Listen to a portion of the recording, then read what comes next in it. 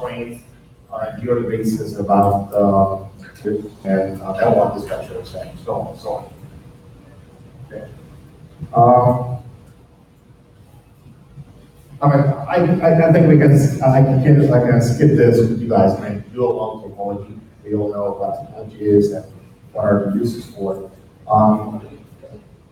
Going back maybe on a little bit of history, on the first things that we had problems with as a community.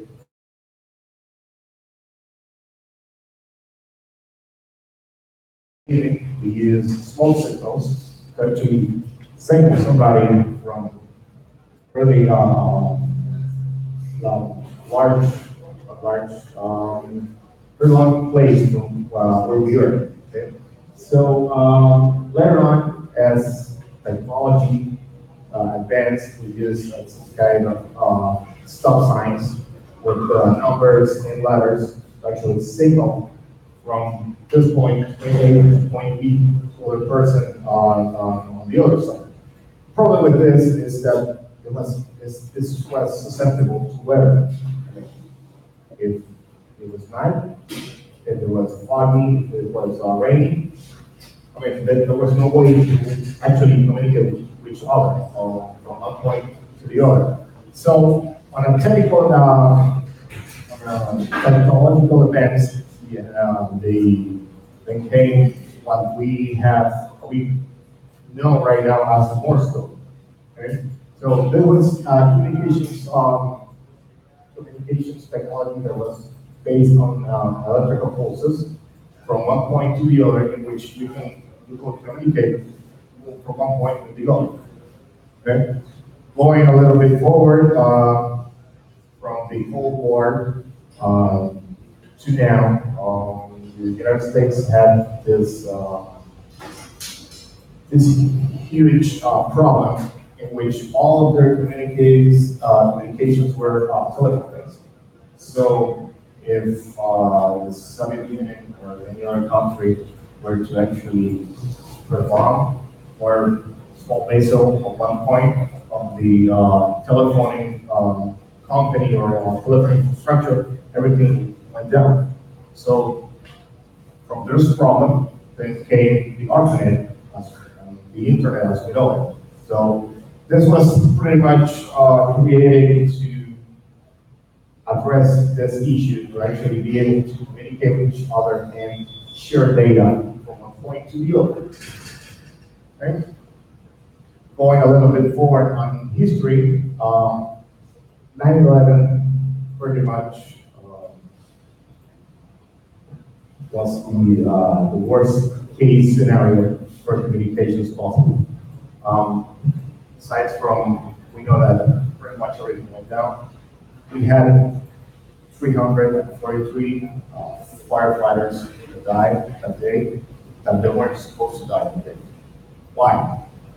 Well, people knew that the buildings were going down, and actually police got the message to everybody, say, hey, this building is going down, please evacuate. That message didn't get to the firefighter. Why? Because there was no standard way to actually communicate with each other. There were some protocols in place to actually be able to interact and share that information. And that was the problem that we had that day. And from that point forward, US government implemented and created what we know now as Homeland Security and SafeCom, which are agencies and departments that are specialized to actually make case studies on this type of scenario and put in place some type of communications protocols, SOPs, and technologies, not only for the first responders that are on site, but also on the dispatcher side, which are the ones that actually are managing the data flow of each event. Okay? So, going put a quick translation here. Pretty much what we have here on this slide is that we we have had many events on history that we were supposed to actually learn from them and pretty much put in place and communicate with each other on an efficient way. Sadly, that's not the case today. I mean, 9/11 was more than 10, 20 years ago. We still have problems communicating with one department to the other, one agency to the other, one company to the other. I mean, I've seen it myself with my own eyes.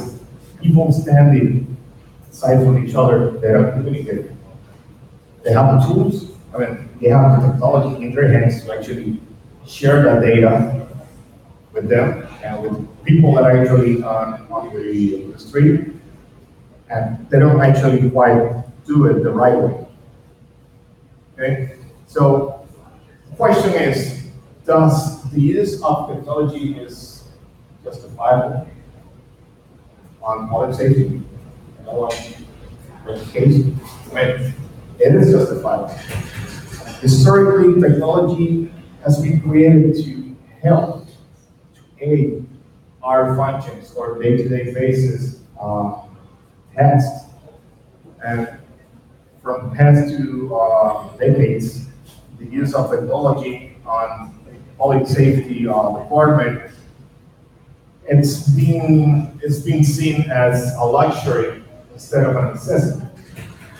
I mean, right now, you can go in out of the 78 municipalities, I'll say maybe the 95% of them. If you're going into their offices, you say, hey, where's your internet access? Where's your email center? Where's your computers? Where are your servers? They'll say, hey, I'm not. We don't need them. I have the radio. I can use the radio, okay? I can use the cell phone, but I don't actually need a computer. I actually need internet. So today, one of the major problems that we have, and say we have as developers and as engineers, is to actually be able to open the eyes of those people out there to actually tell them and make them know that, hey, technology is here to help you.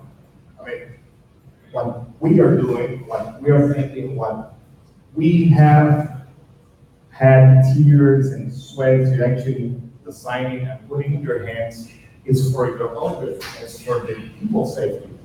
It's not to actually replace you, it's to help you. Okay?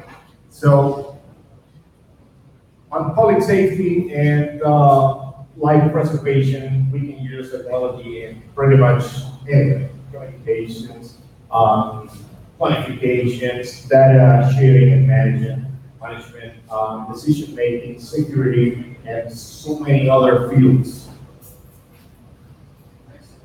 Some of the most known tools that public safety officers have in their hands are last generation of radio systems, as for example. Typically, radio communication system we're seeing as just this little nice thing you just press and you talk and the other guy on the other side hears you.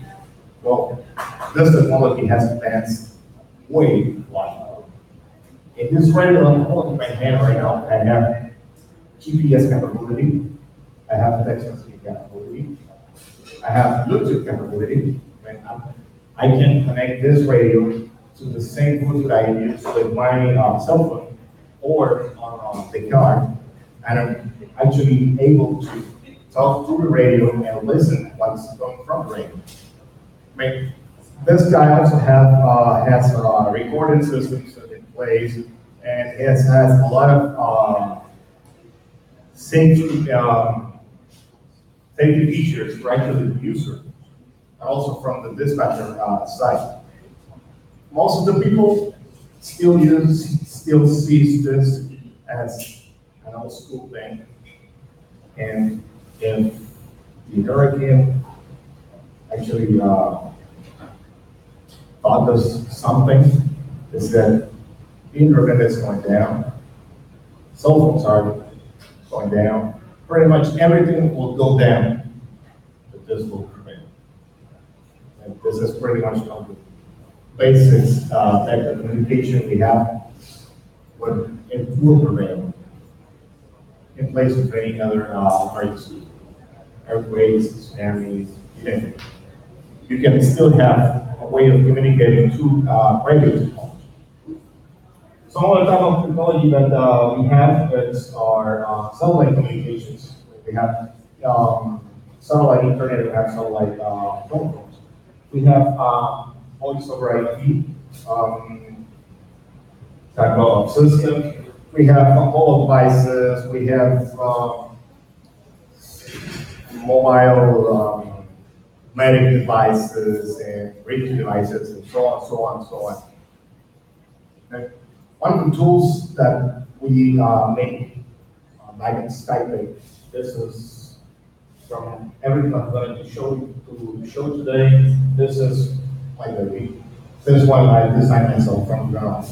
This is interoperability communications process. You probably asking, what is that? Okay. So, communications console is a system in which you can interact with many different type of communication sources. This can be radio systems, computer systems, microwave systems, telephone systems, intercom systems, any other type of communication source.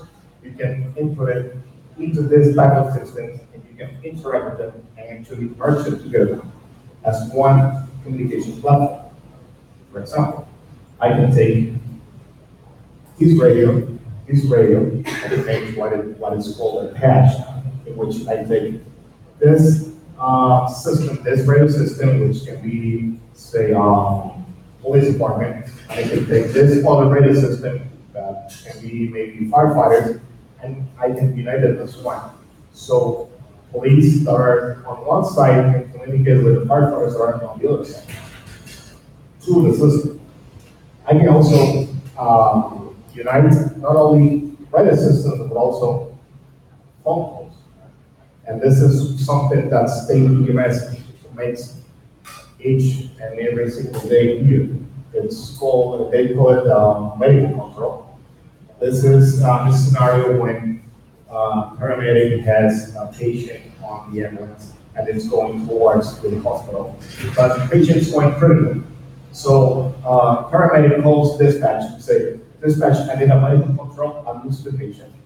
So the dispatcher goes into the system, makes a phone call from the system, calls the medic out there on the hospital. Dr. Velez, I have a medical control for you, patient, this. Okay, put it through. What the dispatcher will do is actually, he will go and he will merge that phone call with the radio system. So this will make the connection that the paramedic on the ambulance is going to be able to actually phone to the medic that is on the hospital with the cell phone. And he has the radio system on the ambulance. So this type of things can be made possible with this type of system. This one, what makes it different from any other system or any other vendor you have out there, is that this is all web-based. And we've taken things and usual tools that typically you'll need a server like this big and a whole bunch of equipment to actually be able to use it as one person at a time. We're taking all this and we have moved it towards a web-based platform. So I can be able to use this system not only on my laptop, my cell phone, my tablet, or any other OS or OS. Okay. Questions so far? No? This is how the system pretty much looks like on an iPad or on an iPhone.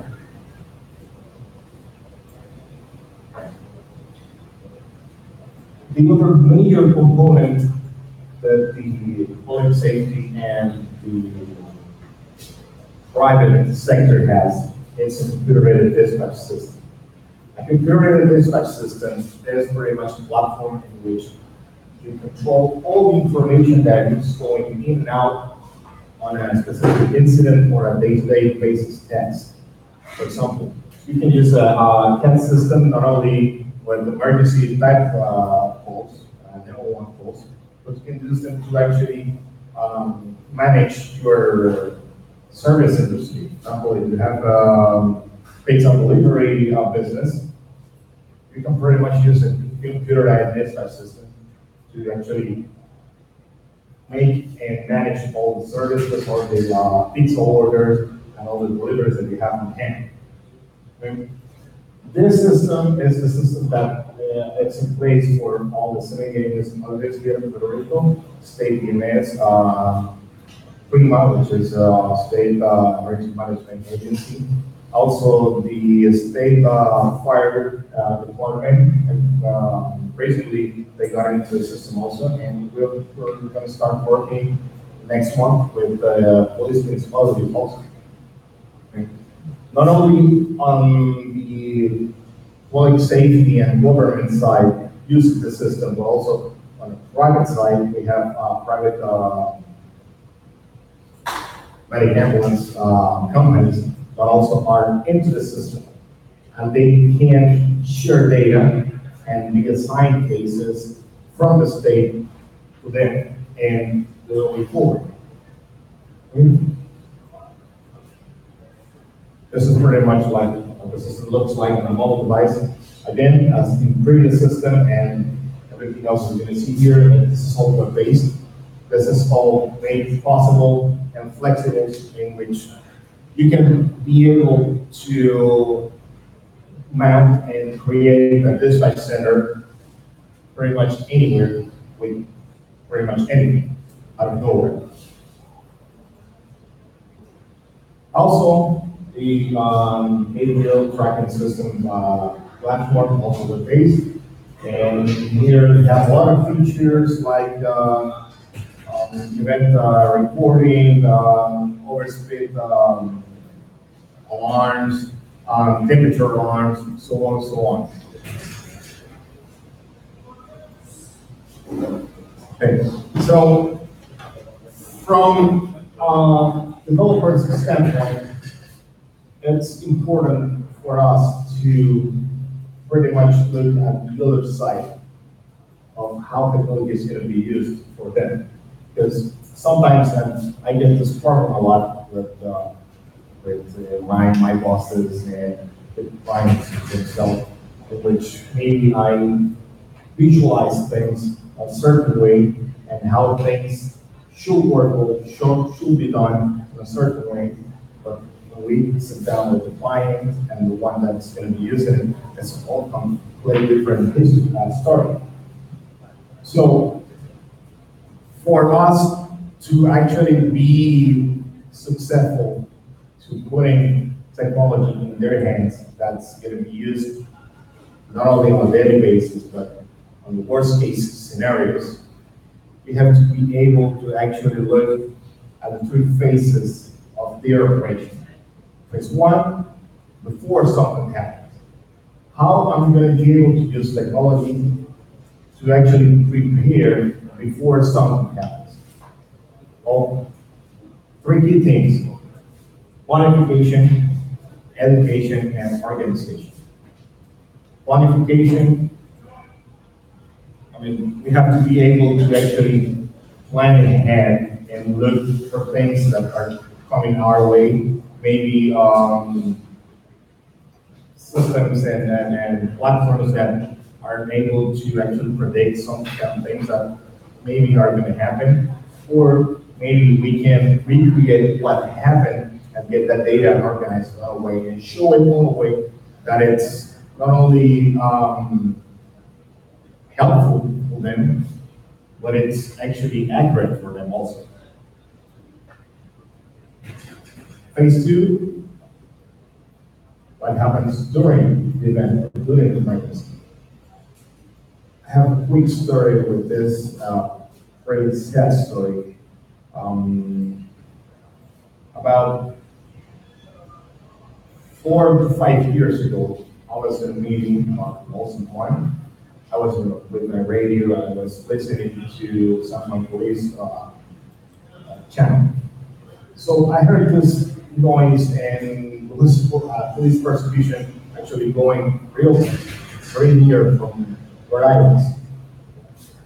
I'm starting to monitor the whole thing on the radio, and out of the blue, I heard that the policeman that was on the pursuit actually started screaming through the frequency.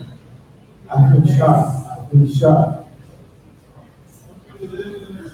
He's getting away. I've been shot.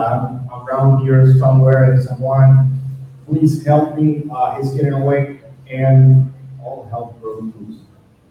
I mean, this was complete mess. I gotta say, complete mess. Because then you had a policeman that was wounded. You had the dispatcher. You had other lieutenants in our department trying to go in and actually deal and talk to the guy, but at the same time trying to get the guy that was going away. It was a complete mess. Guy was there, bleeding for about 30 minutes until they finally found him. They were running the soldiers now. Thing is that the guy got out of the office car and he went pursuit on foot. So he was wounded, he was consciously wounded, but not in the car. He was like maybe 500 meters far from the car. From this scenario, there were a million of things that they could do better on their front using the technology that they had on their hands to actually manage the whole thing differently. One of the things that they could do. Their radio system have man down an emergency mode function in which they can press a button. It will create an alarm that will go to all the frequency. It will give out the GPS position of the guy, and will be also able to transmit and receive without the guy actually touching. Example, if you fall down and you are not able to actually get to the radio, or you don't have the strength on your hands or your fingers that you press the PTT, the radio will do it for you. This will, on the dispatcher screen, actually show up an emergency alert. It will show up where you are, and on the same way, they will be able to send that GPS position to the ambulance. That didn't happen. One of the things that they will do is using the system that they have in place to communicate with the radio. They will interrogate the radio and ask for the GPS coordinates and send it to the ambulance. Other things that they can do, maybe press one of the functions of the computer system, actually shut everybody up and take control of the event of the emergency. That didn't happen also. So they have a lot of different technological tools on their hands, but being maybe short-sighted, they didn't actually pay attention to them and use them. And the third phase, well, after the event, after the emergency, how we reevaluate what happened, how we take the information that took and all the data that we recovered from this event or this emergency, actually reorganize and replan and re-educate ourselves to be better the next time.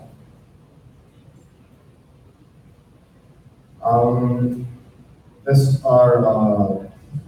paragraphs here are quotes from a study that a group of engineers made a couple of years ago. I think it was in 2016. on the firefighters department on the United States, specifically on how important technology and technological tools are for today's firefighters operations. And their conclusion was, I mean, it's a really good article. And in conclusion, the Britain should say that, well, we need to be able to sit down with these guys and actually be able to create tools for them that they can relate to and they can understand. And they actually see the importance for them on their operation. It's not the same thing going towards them and saying, hey, this is a new tool for you to use that maybe, hey, maybe I did a tool like this and it's gonna help me. So it's a different approach for them to actually ask and then sit down and actually be able to get up a happy medium in which we can give them the technological tools that they need, but the ones that actually they intend to use. So on a final note, like I said before, technology is here to help us. It's meant to replace people. Most of the people out there right now on emergency departments and public safety, they don't tend to use technology because they have fear of technology. Why? Because they think that it's a replacement.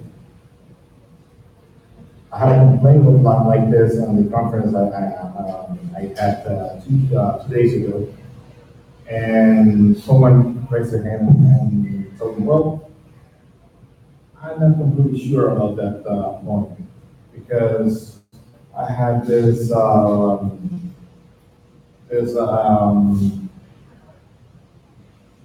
known people that they were like 50 employees on this department and they came in and they optimized the whole thing, and from 50 employees they went down to 5 employees. I said, well, okay. That's something that, yeah, maybe that's what's going to happen. But the point of this is that the things that technology is going to replace are the tasks that should not be that important to us as a human resource. We need to take care of the decision making. We need to take care of the actual planning. And we need to take care of the important things on operation on our day-to-day basis. Things that we can automate, things that we can delegate to technology, we should. And this is the thing that most of the people out there still not see or still not understand. It's been a huge problem in the past 20 years, actually being able to implement and integrate technology with public safety and life preservation requirements. But the whole point of this is that technology is here to help them and to help us, not to actually replace us. One of the things, and this is from final note, one of the things I learned on university that actually has came down with me since that day on, is that there is not a universal technology tool or technology system for everything.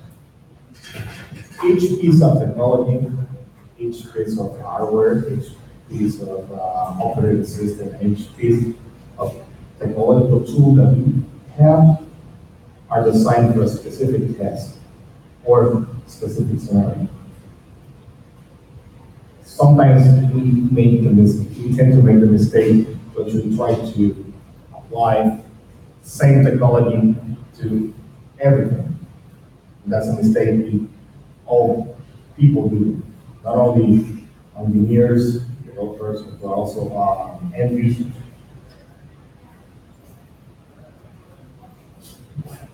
The most important thing that we need to actually be able to know and to remember is that one, technology is here to help us, to help them. Two, we need to be able to understand each other, not only from the developer side, but also as an end user side. Most importantly, those guys that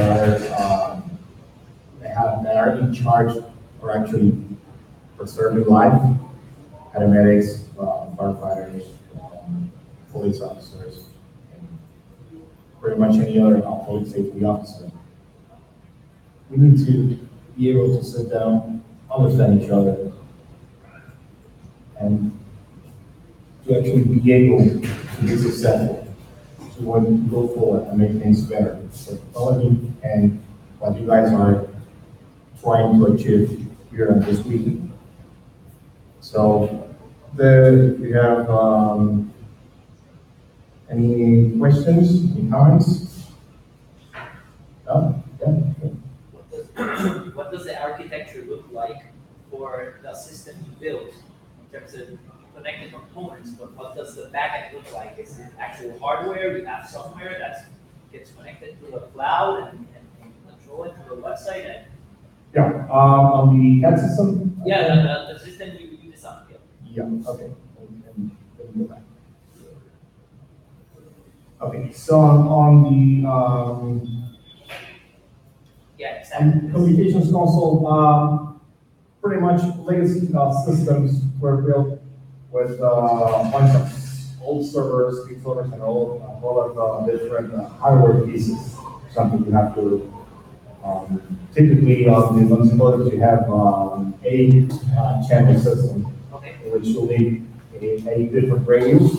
But then you need hardware pieces actually bigger than the actual radios to be able to communicate that interface, that radio with the server, and then you'll need another bunch of different hardware on the dispatch position to actually be able to connect to the radio. And I mean, it was real pricey and real tricky to actually get your head around. So what we went is, but we kind of simplified. We took the same concept, and we simplified in which on a way that you need one unit server, one unit hardware interface, and your radios. That's it.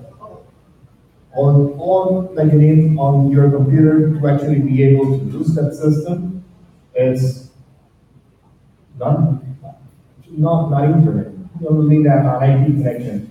That's it. You can go through internet, you can go through VLANs, VPN. So all the radio hardware is networked into your system. Pretty much, yeah, and it's all virtualized through the system, and you are able to use them as you were with them physically, but from your cell phone or your tablet or your computer. Okay. Any other questions? Yeah. How do you perform the patching process? You patch, let's say, a radio with the system. One of the components that the system has inside of it is that it actually has a complete telephone system inside. So we kind of do the telephone approach because one, it's fully tested. Pretty much we know how hazardous systems are and how tough they are. So one of the components of this system is we have an S3 server inside of it, and it's part of the intelligence of the system. So we approach each and every single radio as a different extension. So we have a process that talks with the radio, registers on the telephone server as an extension, and pretty much what we do is say, let's make a conference. Extension 1, station 2, radio. And between them, we have an intercommunication process in which you need one, and this is the tricky part, because you need to be able to know when the radio is transmitting, when the radio is receiving, and when you actually pass the audio from the telephone, the telephone through the radio. Okay, so there's a little bit of logic there in which you need to have the I/O inputs of the radio and pretty much know when the radio is receiving, and but pretty much if the radio is receiving, that means that people on the street are talking. So I need to pass this audio to telephone phone. But if the radio is not receiving and we are talking on the telephone side, well then I need to switch and transmit that audio through radio. And that's pretty much how the thing works. Any other questions? All right. Oh. I have a question. Does the systems improve since Pretty good question.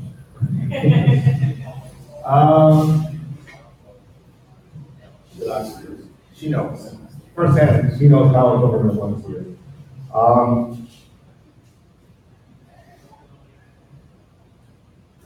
Maybe, I'll repeat the question. No, go ahead.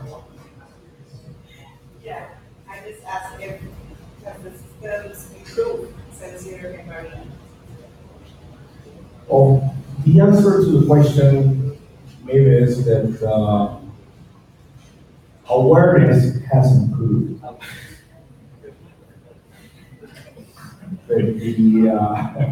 The actual systems, they haven't improved that much.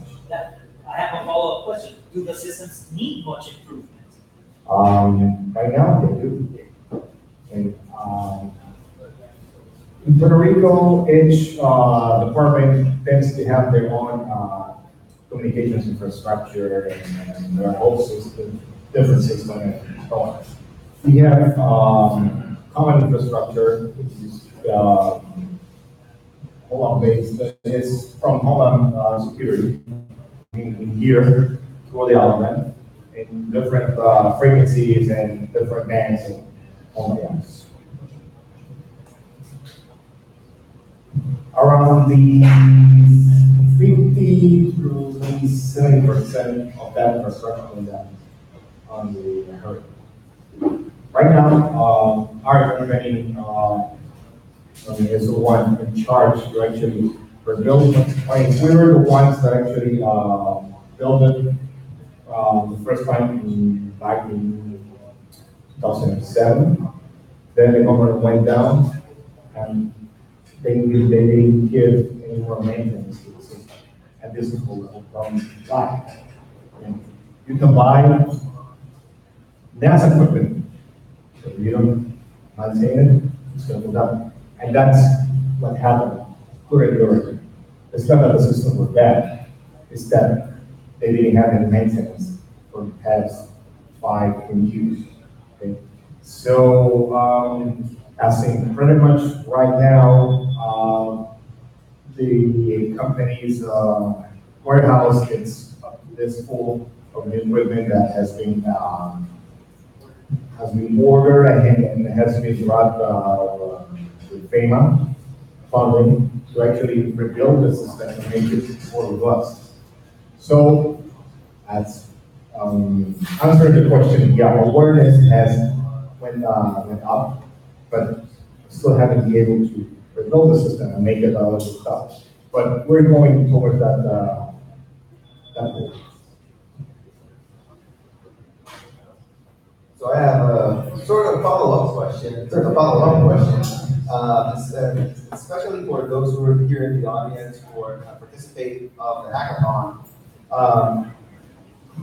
From a group of developers outside of the official government or emergency management infrastructure, where would you suggest they start to help with integration or interoperability, or how could they help you, or how could they not get in the way when it comes to whichever solution they would like to deploy?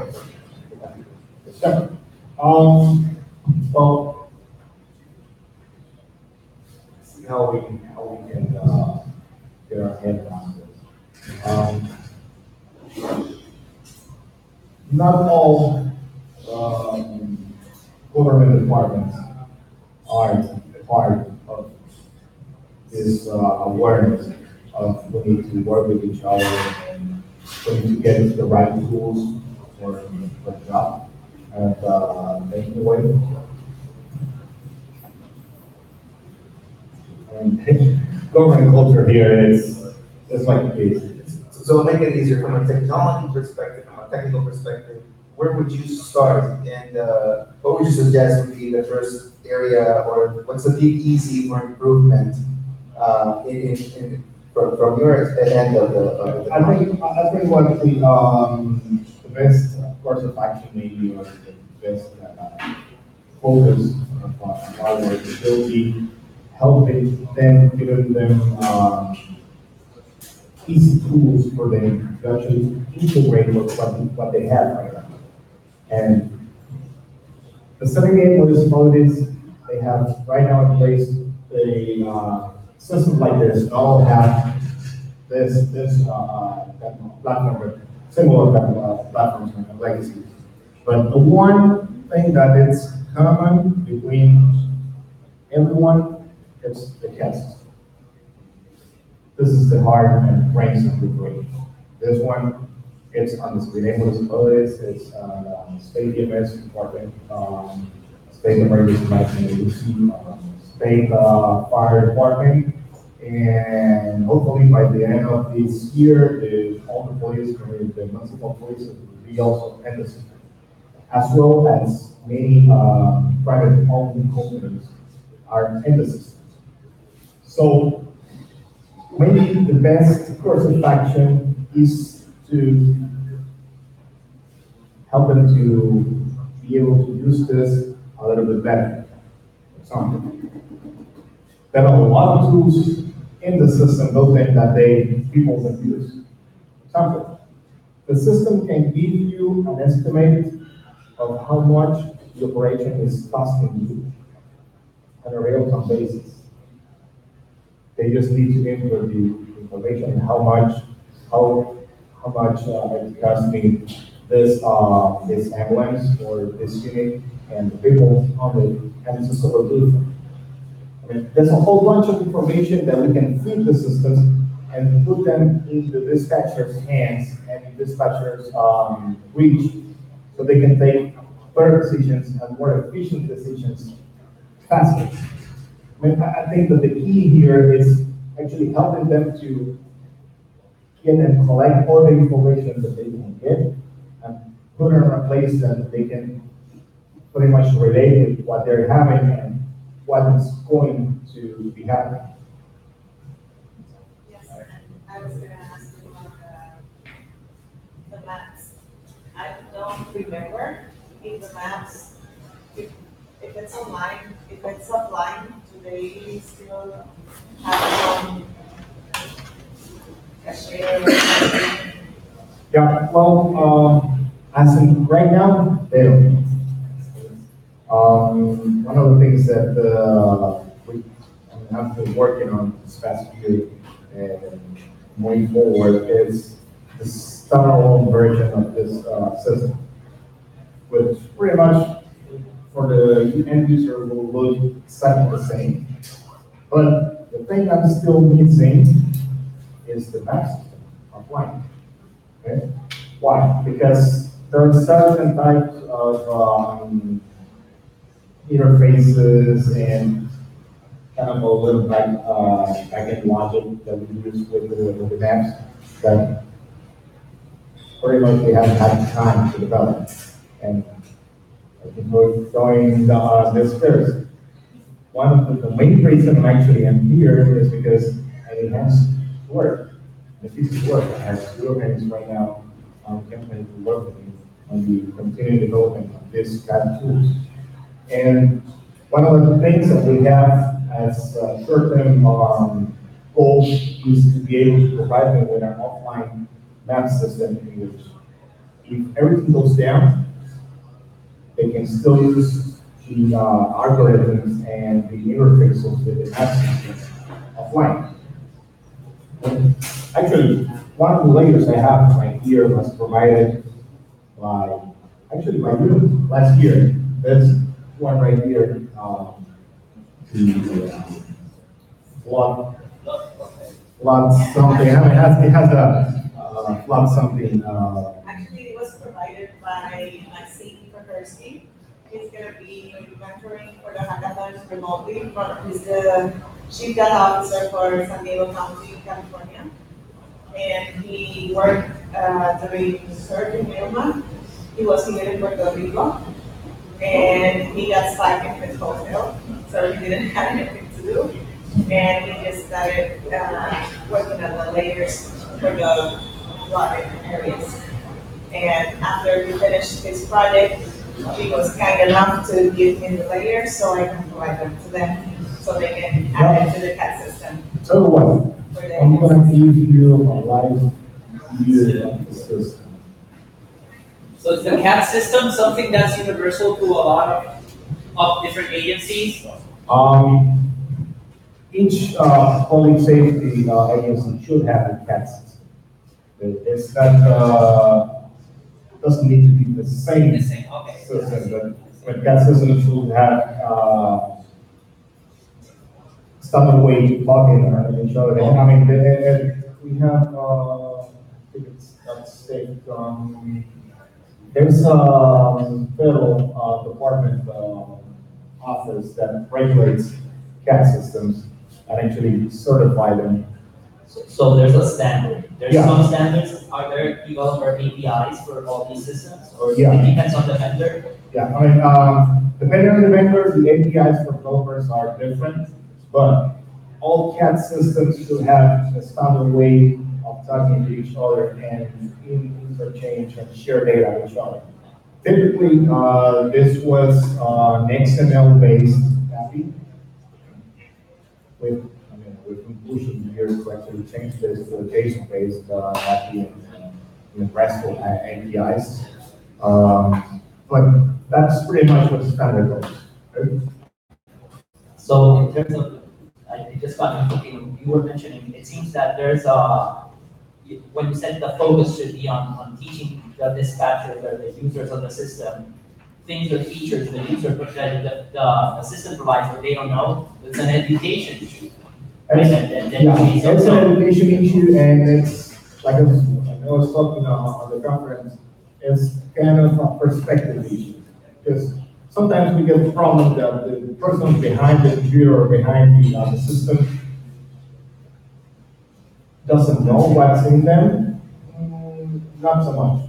It's that they don't actually want to use it, or this is just too much work, or this is new work for me, so I'm not getting paid enough to make this. And so we have a whole bunch of excuses maybe from a user standpoint. But the key here is not only to make it look appealing to them, but actually make it easier and make it a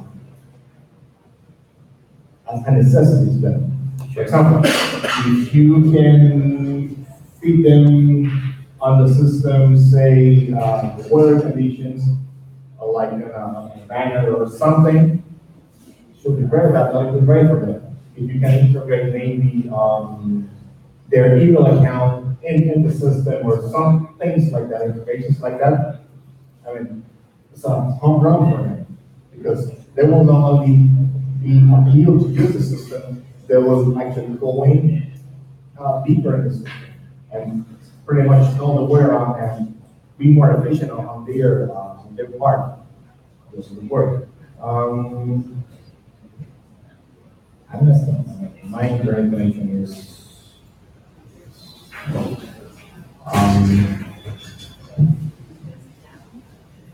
Any other questions? Sure. Is that kind of SQL database? No. For our system, we use MongoDB as our database. For our CAD system, the red communication system, and also the web process. Pretty much what we work on the site that is called MongoDB based on backend for the database, real-time database and historical database. but everything else is developed on, actually everything else is developed on Python and web technology, HTML5, is a whole bunch of paper. Is there control vocabulary that you use? Is it what? Is there any control vocabulary that you use? Control, I can use that. Um, well, pretty much no, because I mean, our technical team, our developers team consists of about, for this kind of project, it's myself and other guys who pretty much understand. But going forward and talking with other developers and other vendors, we tend to use the same standardized terms. For example, incidents, we have other acronyms like skip match, which is code for service, and pretty much what the standard terms are on the CAD system per se. Does that answer your question, or you mean like, for example, in a console, when you write some commands that are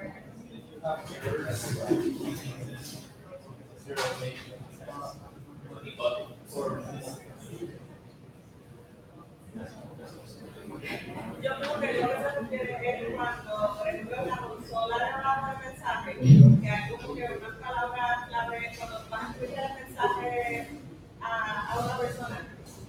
No me acuerdo bien decirlo, pero Okay, como que okay. tenían que escribir unas palabras de control. Maybe you're asking around this. No, I mean, I don't know if this is the question, but we need to have online interface right here on the system. So in the bottom line, we give the dispatcher pretty much 3 different ways of doing things on the system. One will be all mouse based. Second, you can make a hybrid between mouse and clicks and command lines. Or third choice, you can go all in the command line. So pretty much everything that you can do on the system with mouse and going clicking around and opening and closing things, you can do it on a command line base.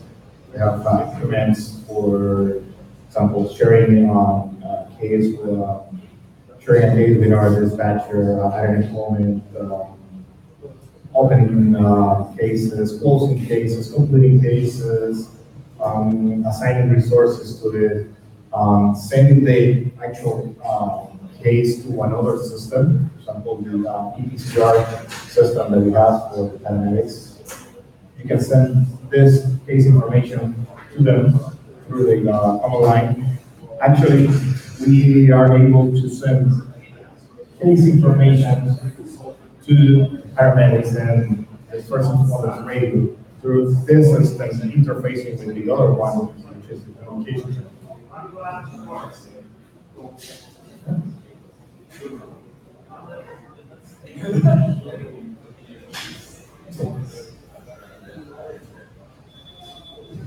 Any questions? If you're interested on literature, I have some brochures here. Some more contact files and some more information on the CAD system on the radio communications console. If you're interested in it. And as I said before, anything else? So I'm sorry I'm late. I may have missed this. Is there a Slack channel for a shared Google folder where we can share the information with the whole company? Oh, yeah, I'm on the conference. We're going to be posting the website. Okay, haven't been posted yet. No, not everything, but we will be posting. And I mean, if you like some more information about the system or company, we can get in touch. I can certainly share with you guys and organize it. Pretty much polishing and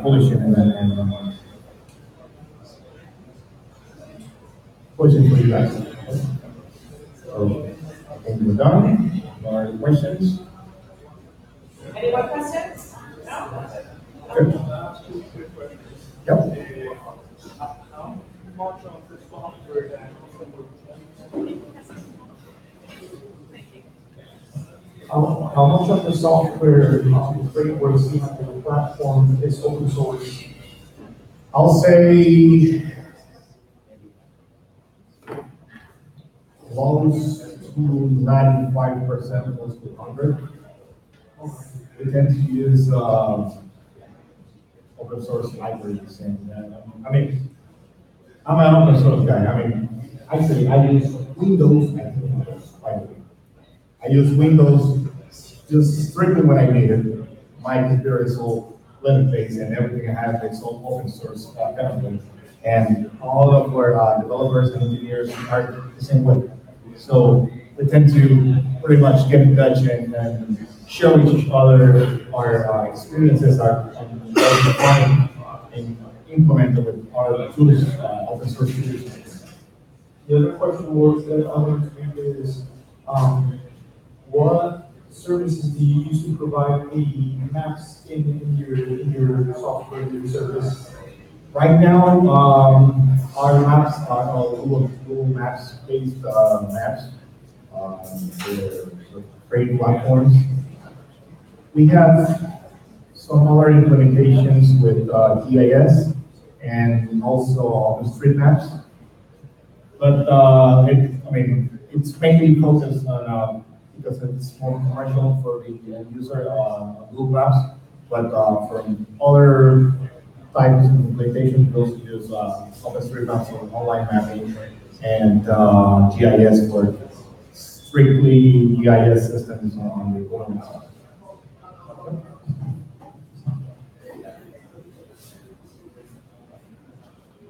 Okay, well, thanks, that being said, if you guys need anything, and you already said they are hiring, so if you need anything, you can contact them, you can let me know, and I'll be in touch with them. All right, appreciate it. Thank you very much.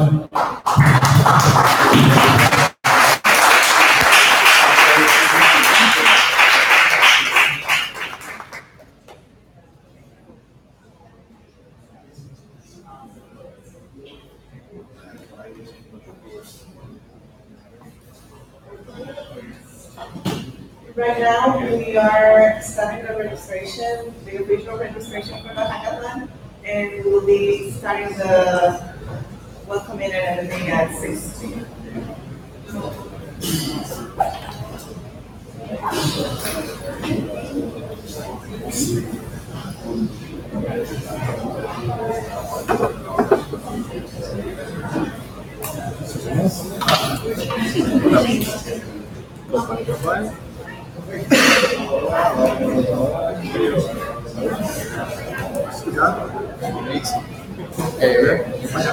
El mismo que va a estar entrando documentación para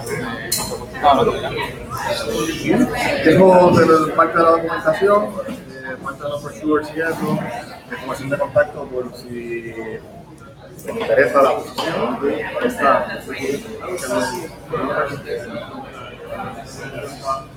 No te preocupes.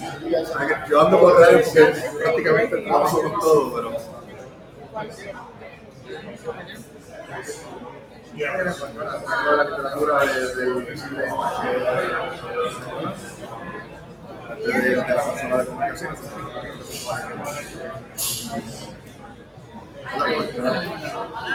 ¿Qué lo digo?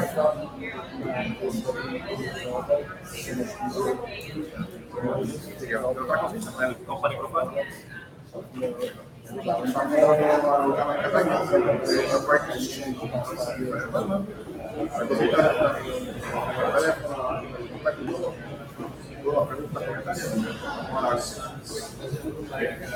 Sí.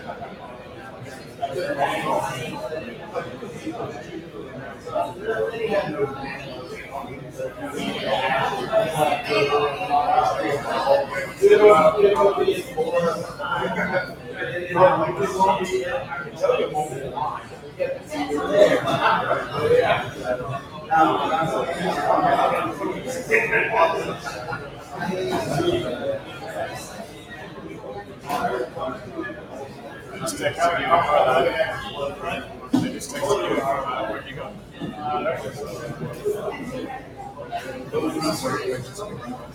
Really weird. I don't know where he is, but.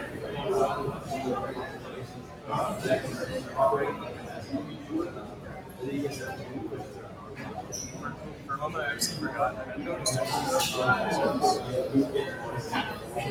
I'm gonna show you a picture.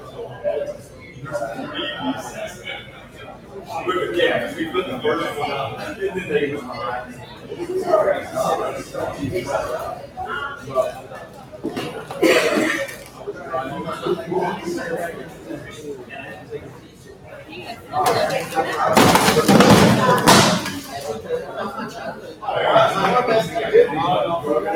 Por si acaso. You guys, the team in